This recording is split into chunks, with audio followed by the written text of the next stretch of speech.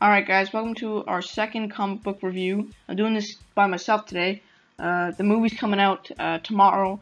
I'm seeing it tonight, so I thought I'd review the comic, which I actually read last spring because the movie was coming out last summer.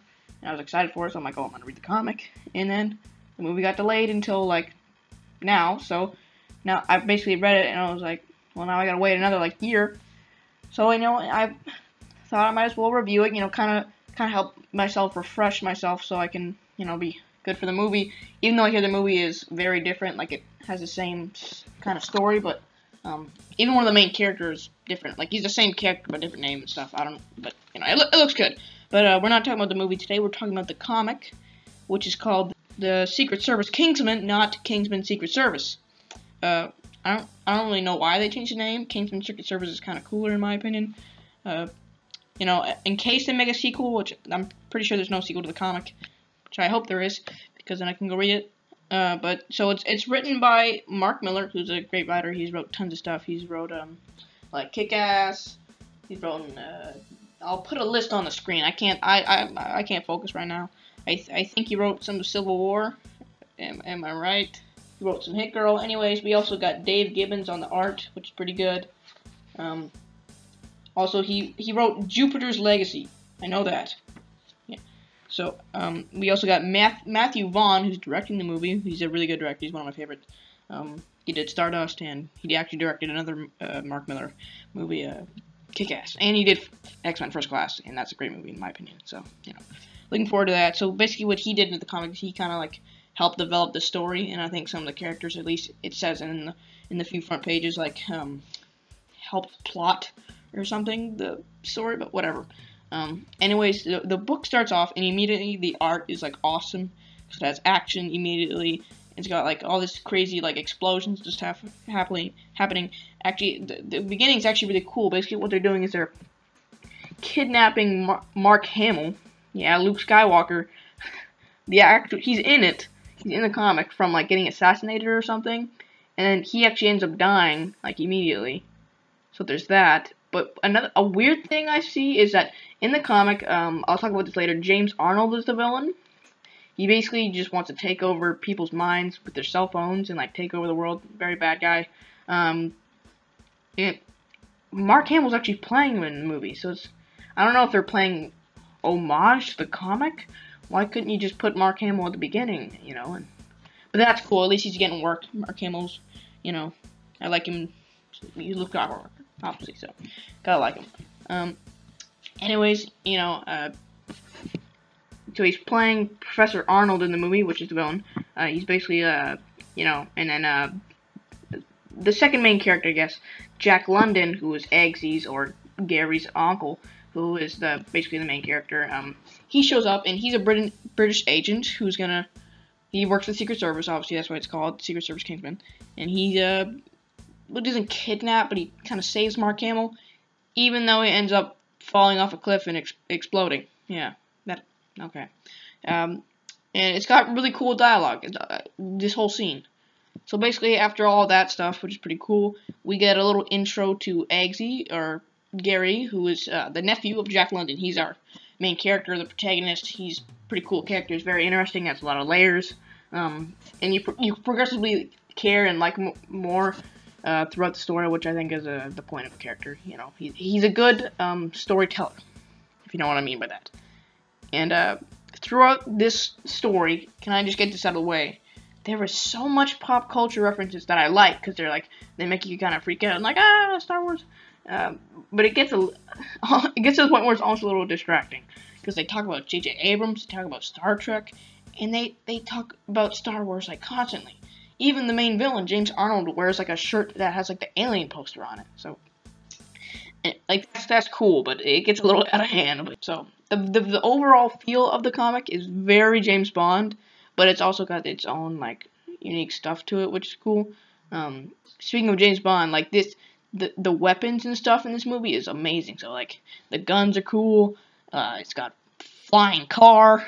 It's got a laser pen knife. Don't know what that is, but it's pretty cool.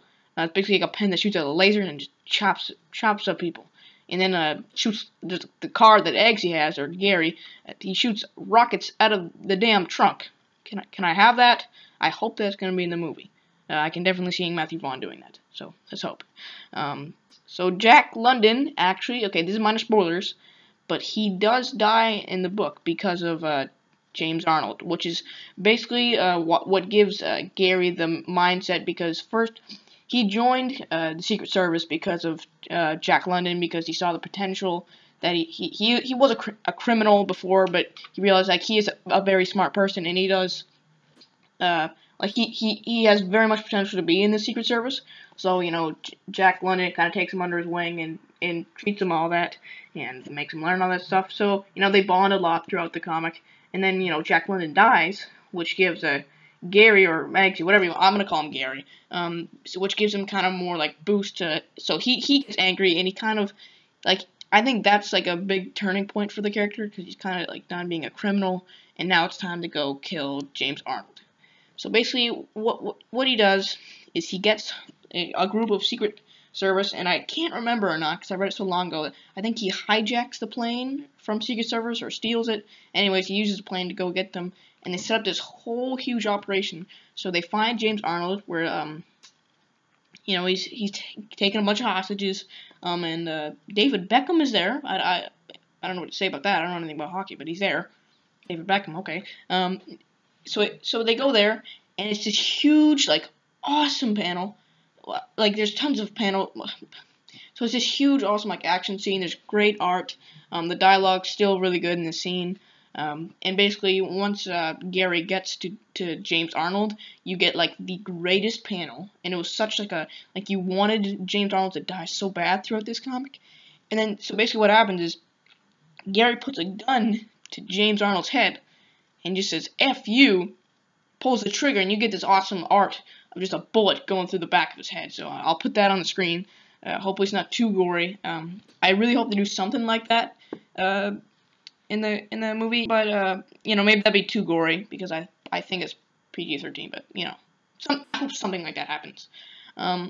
Anyway, and so the story kind of comes to the end. Like Gary kills James Arnold, and also I forgot to mention this, but one of the henchmen of James Arnold, named Gazelle, has like bionic legs.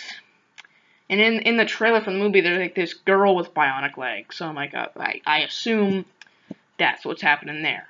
So I'll talk about the movie when I have my review up tonight of the actual movie, which I'm gonna go see tonight. So exciting. Anyways, the comic kind of comes to an end, and basically what had happened is Gary, it's after all this crazy stuff has happened. He basically just drives into the Secret Service place, and basically what he does is he just starts a new mission that his supervisor or general, I don't know what the hell it's called, just some guy that he works for, basically tells him about a mission that's happening in Russia, or is it Russia? I don't know. I don't remember. Russia, Germany, Finland, Sweden. I don't know. But so basically it ends with him basically becoming like his uncle Jack London, who he kind of looked up to, and that's cool. So this is a pretty good comic. It's very fun, very easy to read, it flows very well. It's only 6 issues long, so that's if you want to like pick it up digitally, if that's even a thing. Before you see the movie, I highly recommend it, even though I hear they're very different. I'm very looking forward to the movie. I liked all the characters. Very fun, very James Bond. If you like spy stuff, this is a great comic for you. And I would give it an 8.7 out of 10.